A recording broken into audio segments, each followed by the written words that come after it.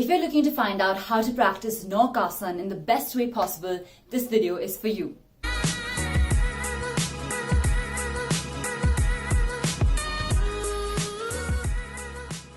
What's up fam? So today we're going to be understanding how to perform and perfect our practice of Naukasana or the boat position. Now Naukasana is the one that we're going to do on our abdominal region or in the prone position. There's also a Naukasana that we do on our spine, but we're not going to be looking at that at the moment.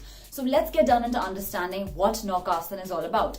Now in this position, you're basically flat on your abdominal region, your hands are outstretched towards the front and your legs are stretched out towards the back.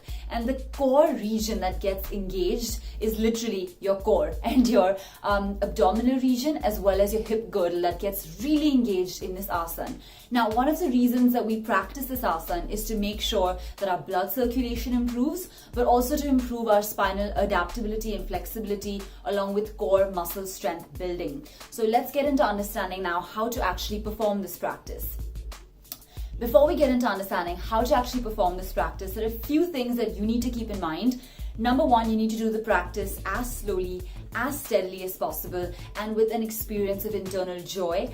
Ideally, try and keep your eyes closed throughout the practice. Obviously, the first few times you do it, you're gonna have to watch me. But after that, it would be great if you could keep your eyes closed and really focus on your internal world throughout this practice. Now, moving forward, if you have any serious injuries in your abdominal region, if you have hernia at the moment, especially if you're pregnant, please do not do this asana. Any kind of abdominal injuries or injuries around your thigh muscles, your kneecaps, or even in and around your chest area, you need to avoid this practice at the moment. If you have any kind of spinal or back injury, then too you need to be really careful, and neck injuries also, a little caution would be advised. Now, moving forward, let's understand how to practice this asana. What we're basically going to do is raise the upper body and the lower body off the mat at the same time and try to balance entirely on our mid portion. So when you do that, what happens is you're engaging those core muscles a lot, and the rest of your body is dependent on the balance that you create in this position. So it's really important for you to be as focused as possible. It is a little bit of a balancing asana, so your attention should be on any one point in front of you,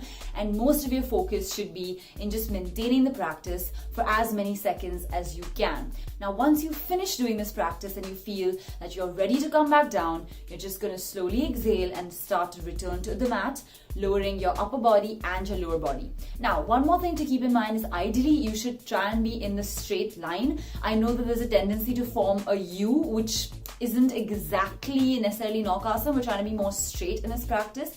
And at least that's the way we've learned in Hatha Yoga at Kevalidham. So if you have a different way of doing it, that's open to you. But ideally what I would recommend is to try and maintain a straight position in this practice, as that is highly beneficial for you. Now, I hope this tutorial has been helpful and you've been able to gauge a deep understanding of how to do Naukasana. If you have any questions or comments, please feel free to leave them below in the comment section. And also, if you'd like to connect with me on Instagram, you can do that as well, at Anvita.Dixit, where I'm open to answering any kind of DMs or questions that you might have relating to yoga, meditation, or even life in general. So I'm happy to do that, and you can find me on this link below.